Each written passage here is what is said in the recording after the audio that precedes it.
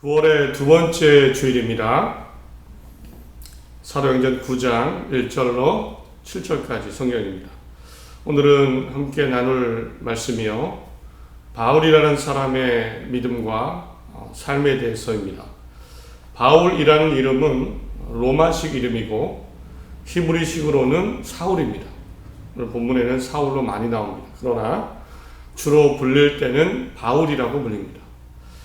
이 바울은 철저한 율법주의자, 유대인입니다. 그런데 예수님을 만나고 예수님을 믿게 되고 그 이후에 전혀 다른 삶을 살게 됩니다. 바울의 삶과 신앙이 얼마나 그리스도인다운지, 하나님이 보실 때 다른지, 그의 많은 편지들이 바로 신약 성경이 되었습니다. 하나님이 인정하셨고 기뻐하셨다는 증거입니다. 오늘 주일에는 사도행전 9장에 나오는 바울이 예수님을 만나는 회심 사건이라고 하죠. 이것을 함께 나누겠습니다. 제목이 바른 그리스도인, 바울의 기쁨과 사랑의 삶, 바울의 구원의 기쁨과 사랑의 삶이라는 제목으로 함께 말씀을 나누겠습니다. 우리도 바울이 그런 말 많이 했습니다. 나를 본받으라. 바울처럼 바른 그리스도인으로 구원의 기쁨과 사랑의 삶을 살아서 정말 하나님이 함께 하시고 인도하시고 마지막에 정말 최후 승리를 얻는 그런 복된 삶, 가정, 교회가 되기를 간절히 소원합니다. 이 바울이라는 사람은요, 신약 성경에 사도행전 8장에 처음 등장합니다. 유대인 중에 유대인, 아주 율법주의자였습니다. 바울이 빌립보서에서 이런 표현을 씁니다. 나는 8일 만에 할례를 받고 이스라엘 족속이요 베냐민 지파요 히브리인 중에 히브리인이요 율법으로는 바리새인이요. 아주 철저하게 히브리인 중에, 율법주의자 중에 율법을 지키는 사람, 완전히 율법에 철저한 사람으로 사도행전 8장에 등장합니다. 이때의 바울의 모습 어땠을까요? 율법을 지키고 율법대로 철저하게 지키던 바울의 모습. 이때 바울의 모습은요, 굉장히 무자비하고 잔인한 사람으로 등장합니다. 바울이 처음 등장하는 사도행전 8장은 스데반이라는 그리스도인에 대한 재판, 종교 재판 장면입니다. 스데반은 예수님의 제자들이 사역이 너무 많으니까 좀 일을 분담하기 위해서 세운 평신도 사역자, 집사라고 부르죠. 사역자였습니다. 이 스데반을 세웠는데 사역도 잘하고 복음도 잘 전했습니다. 눈에 띌 정도로, 심지어는 유대인들이 예배드리는 회당에 가서 예수님을 당당하게 전합니다. 결국 일이 벌어집니다. 유대인들이 화가 나서 거짓 증인을 세우고 하나님 모독죄, 율법을 어긴 죄로 종교재판에 넘긴 겁니다. 바로 이때 스데반의 종교재판 자리에 바울이 함께 했습니다.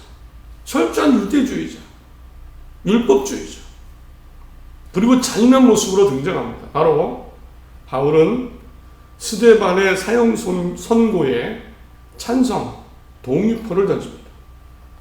사도행전 8장 1절을 보면 사울은 그가 죽임당함을 마땅히 여기더라. 저 사람 죽어야 돼. 그때 죽음은 돌에 맞아 죽게 하는 겁니다. 돌을 맞게 했어. 돌을 던졌어. 동정심은 없고 율법대로 살아야 돼. 사람이 어떻게 되든 상관하지 않는 무자비하고 잔인한 사람 바울로 등장합니다. 이런 잔인함과 무자비함은 단순히 스데반 한 사람으로 끝나지 않습니다. 사형 집행이 끝났습니다. 스데반은 죽었습니다. 이제 바울이 본격적으로 움직이는데 그 예루살렘, 자기가 사는 예루살렘의 다른 그리스도인들을 잡아서 아주 적극적으로 잡아서 감옥에 가두기 시작합니다. 사도행전 8장 3절을 보면 그러나 사울은 교회를 파괴하면서 미친 듯이 집집마다 돌아다니며 남녀를 가리지 않고 믿는 사람들을 끌어내어 모두 가두어 버렸다. 그 예루살렘에서 스데반이 죽고 집집마다 돌아다닙니다. 누구도 시키지 않았습니다. 남녀 가리지 않고 예수 믿는 사람은 다 잡아서 감옥에 가두었습니다. 종교 재판을 하고 똑같이 어쩌면 사형 집행을 내리기 위해서. 이뿐 아닙니다. 예루살렘이 끝이 아니고 예루살렘을 넘어 이제는 다른 지방, 특별히 조금 위에 있는 다메섹, 거기까지 뻗칩니다. 예루살렘에서 그 난리를 치고는 대제사장에게 가서 정식 공문을 받아옵니다. 이 공문은 다메섹의 유대인들이 모이는 회당에 가져갈 정식 공문인데 이런 내용입니다. 만일 예수 믿는 사람이 있으면 남녀를 가리지 않고 잡아서 예루살렘으로 데려오라. 데려올 수 있는 공문입니다. 힘이 있는 공문입니다. 사울이 주의 제자들에 대하여 여전히 위협과 사기가 등등하여 대제사장에게 가서 다메섹 여러 회당에 가져갈 공문을 청하니 이는 만일 그 도를 따르는 사람을 만나면 남녀를 막론하고 결박하여 예루살렘으로 잡아오려 합니다. 다메섹에까지 가서 남녀 가리지 않고 예수님 따르는 사람이라면 예루살렘으로 잡아오려고. 스데반 한 사람, 예루살렘에 있는 그리스도인, 심지어 다메섹에 있는 그리스도인, 여기서 끝날까요? 감옥에 가두려는 이 무자비한 마음, 다메섹을 넘어 그 위에 있는 안디옥, 그 지중해 연합까지 뻗칠 겁니다. 사도행전 8장에 나오는 하나님을 믿었습니다. 히브리인 중에 히브리인, 율법주의자. 바울의 모습은 잔인하고 무자비합니다. 사실 바울뿐만 아니라 그 당시에 율법을 지키는 사람들의 모습이 대부분 이랬습니다. 바울이 돌을 던졌다면 스데반을 죽일 때, 사형 집행을 할 때 누가 돌을 던졌겠습니까? 거기 모인 사람들이 다 돌을 던진 겁니다. 율법주의자, 잔인한 무자비함이 당시 유대인들 또 바울에게 나타납니다.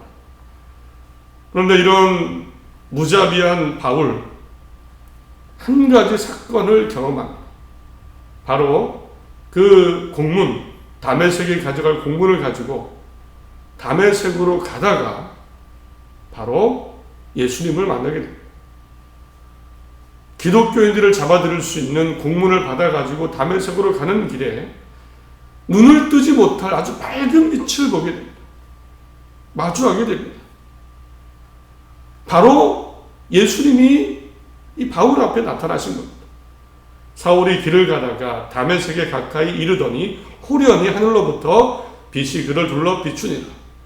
땅에 엎드려져 들음에 소리가 있어 이르시되 사울아 사울아 내가 어찌하여 나를 박해하느냐 하시거늘 대답하되 주여 누구시니까 이르시되 나는 내가 박해하는 예수다. 빛 가운데 예수님이 나타나셨고 그 예수님을 만나고 눈이 벌어버렸습니다. 같이 가던 사람이 도와줘서 근근히 다메섹까지 도착을 했지만 충격에 충격입니다. 눈은 안 보이고 너무 충격을 받아서 3일간 물도 음식도 전혀 먹지 않았습니다. 밖에 뭐가 있을까요? 기도할 뿐입니다. 기도밖에 더 할까요? 무슨 기도했을까요? 지금까지 신념을 가지고 행동했습니다. 예수는 가짜고 예수를 믿는 사람을 잡아다가 죽여도 괜찮아 심지어. 그런데 그 예수님을 만납니다. 후회, 두려움, 좌절. 만약 예수님이 진짜라면 나는 지금까지 뭐 했나? 오히려 하나님 반대편에 서서 하나님과 싸운 겁니다. 하나님과 원수입니다. 스데반이 죽었습니다. 그래서 감옥에 감옥에 수많은 사람이 갇혀 있습니다. 이거 어떡합니까? 바울이 한 일입니다. 후회, 두려움, 충격, 절망의 3일을 보냈을 겁니다. 물도 밥도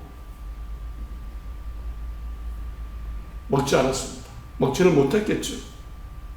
그 일을 저질렀는데 과연 삶의 희망이 뭘까요? 그런데 하나님은 바울을 있는 이 그대로 버려두지 않으셨습니다. 다 계획이 있으셨지요. 먼저 하나님은 바울에게 환상을 하나 보여주셨습니다. 12절 보면 그가 아나니아라 하는 사람이 들어와서 자기에게 안수하여 다시 보게 하는 것을 보았느니라. 환상을 하나 보는데 바울이 기도하다가 아나니아라는 사람이 들어와서 자기에게 안수하고 손을 얹어 다시 눈을 뜨는 환상을 봅니다. 그리고 다메섹에 사는 바로 이 아나니아에게도 바울에 대한 환상을 하나님이 보게 하십니다. 주님이 보게 하십니다. 직가라는 거리로 가서 유다의 집에 바울이라는 다섯 사람을 만나서 고쳐줘라. 아주 정확하게. 처음에 아나니아도 바울을 알거든요. 소문이 얼마나 퍼졌겠습니까? 예수 믿는 사람을 잡아다 사형집행, 감옥에 가둔다. 처음에 거절합니다. 그 사람은 잔인한 사람입니다. 하나님 아시지 않습니까? 수많은 사람이 감옥에 갇혔습니다. 그런데 아나니아는 하나님이 쓰려고 택한 사람이다. 이 말을 듣고는 바울을 찾아갑니다. 직가라는 거리에 유다 사람의 집에 다섯 사람 바울을 만나서 손을 얹고 기도합니다. 눈에 비늘 같은 것이 떨어지고 바울이 다시 볼 수 있게 됩니다. 그 자리에서 바울은 세례를 받고 물을 먹기 시작합니다. 기운을 차립니다. 이제 이 바울은요, 움직입니다. 똑같이 회당으로 갑니다. 그러나 전혀 다른 말을 합니다. 예수님 반대가 아니고 예수님을 전하기 시작합니다. 예수님은 하나님의 아들이십니다. 예수님은 구원자 그리스도인이십니다. 그리스도입니다. 우리의 구원자 예수님이십니다.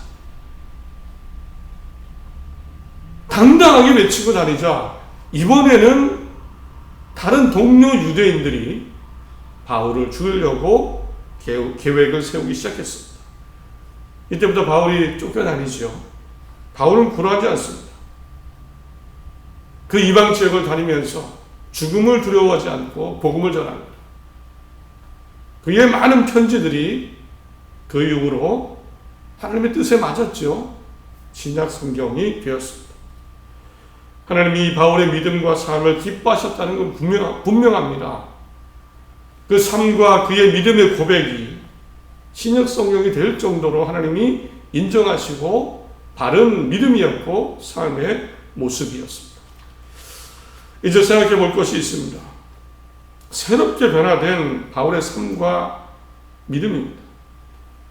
바울의 편지가 신약 성경이 될 정도라면 하나님이 완전히 기뻐하신 겁니다. 인정하신 겁니다. 바른 겁니다. 옳은 신앙이고 옳은 삶입니다. 바울의 달라진 변화, 바른 신앙과 삶의 모습은 크게 두 가지였습니다. 먼저 첫째 하나는요, 하나님이 인정하시고 바르다고 인정하신 변화는 당연한 겁니다. 정말 예수님에 대한 믿음과 구원의 100% 확신 속에 살아가기 시작했습니다. 그냥 단순히 인정하는 정도가 아니라 예수님에 대한 믿음과 구원의 확신 속에 살기 시작했습니다. 예수님은 하나님의 아들이시고 하나님이 보내신 구원자이시다. 100% 확신하고 진짜 구원을 바라보며 살았습니다. 그전에는 안 그랬죠.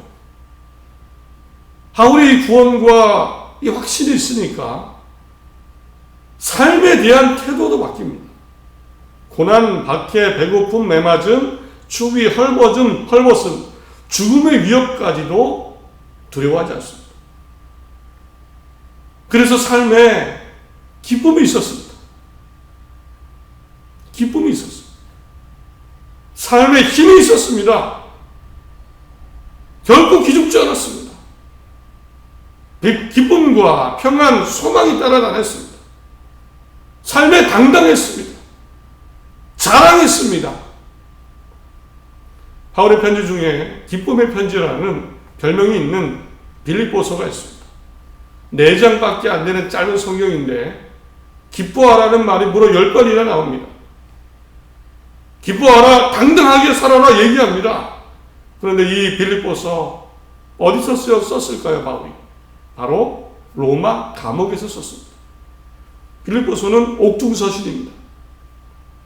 그때 감옥이 지금 같을까요? 훨씬 무섭고 열악하고 괴로운 곳이 감옥이죠.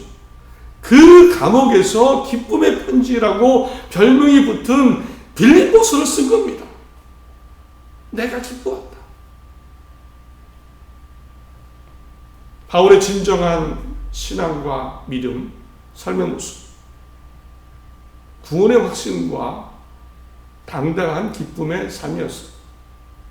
이처럼요, 건강하고 바른 그리스도인의 모습에는 예수님에 대한 확신과 구원의 확신이 있습니다. 이것이 나의 삶을 끌어가니까 삶에 기쁨과 평안, 소망이 있습니다. 구원이 있으니까 기쁨을 회복하고 어떤 상황에서도 소망을 잃지 않습니다. 내 삶을 창피하지 않습니다. 당당합니다. 어디에 가서도 기죽지 않는 그 모습이 있습니다. 그게 건강한 신앙입니다. 어떤 게으름이나 무책임한 인생 포기, 의미 없는 낙관, 이게 아닙니다. 열심히 살지 않고 그냥 아무것도 안 하면서 나는 행복해, 이게 아니고요. 열심히 살고 도전하고 내 역할을 합니다. 그 속에 실패가 오고 부족한 것도 생기고 문제도 만났지만 기죽지 않습니다. 다시 힘을 내서 당당하게 살아갑니다. 절망, 우울, 좌절, 비교 속에 머물러 있지 않습니다. 다시 일어나 힘을 냅니다. 기쁨을 회복하고 삶의 에너지, 힘을 얻고 소망을 가지고 살아갑니다. 구원이 있습니다. 바른 건강한 그리스도인의 삶의 모습입니다. 생각해 보시기 바랍니다. 예수님을 통한 구원의 확신, 우리는 믿고 알고 있습니다.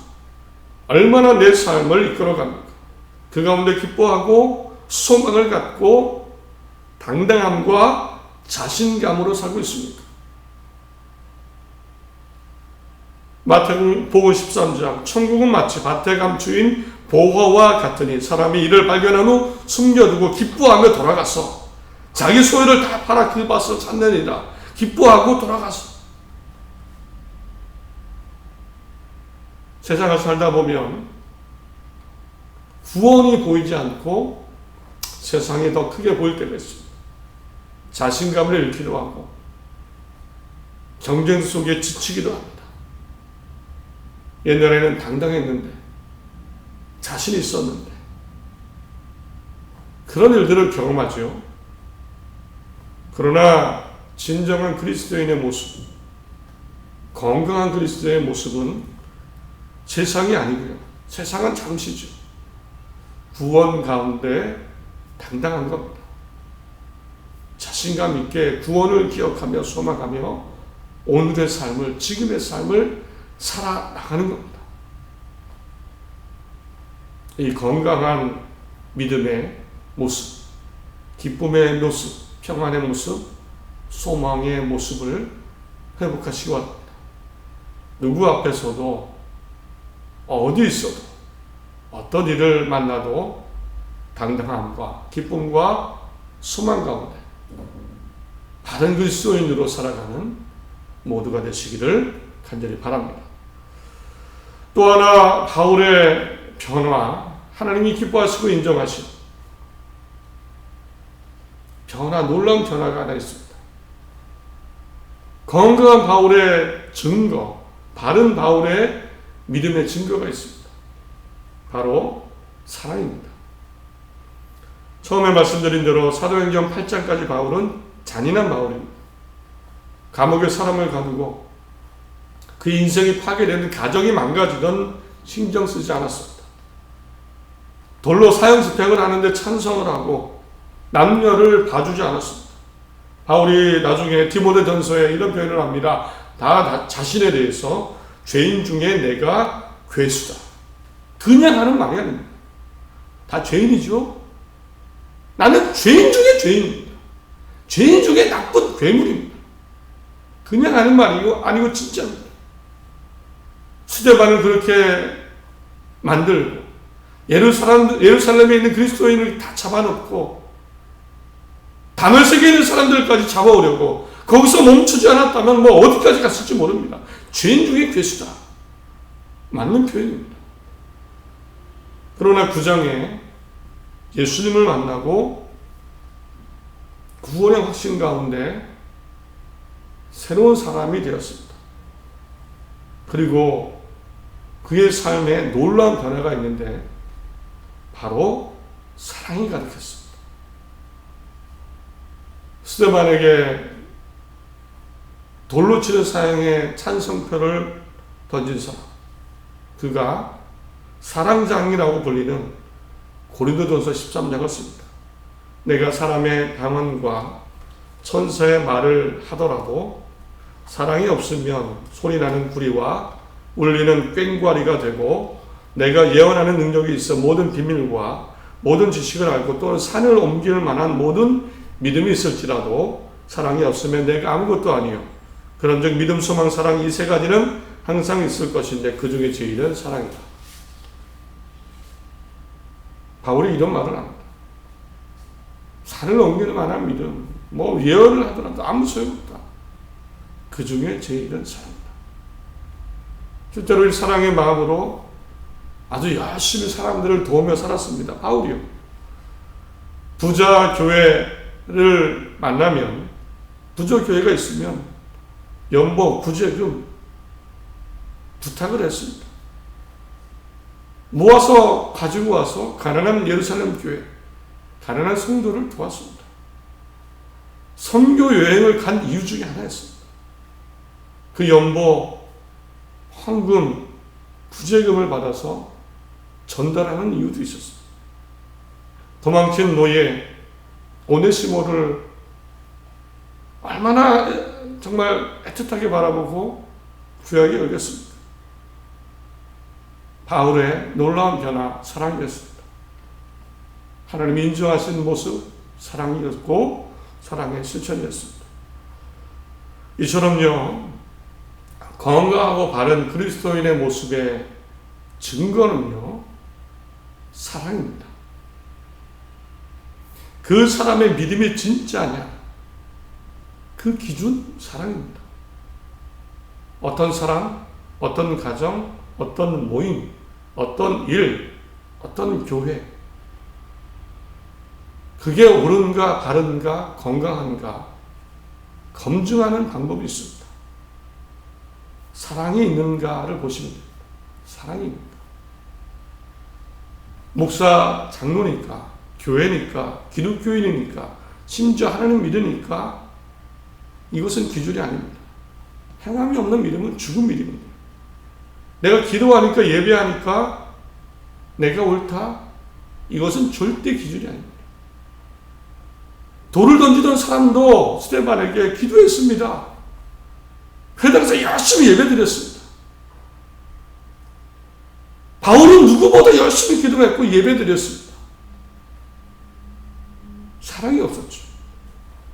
사랑이 있느냐 없느냐, 사랑의 말 행동을 하느냐 안 하느냐, 그것을 보시면 내 믿음과 삶이 바른가, 건강한가, 옳은가 볼 수 있습니다. 나에게도 마찬가지죠.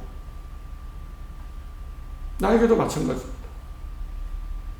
마음의 사랑이 사라졌다면 건강하지 않은 겁니다.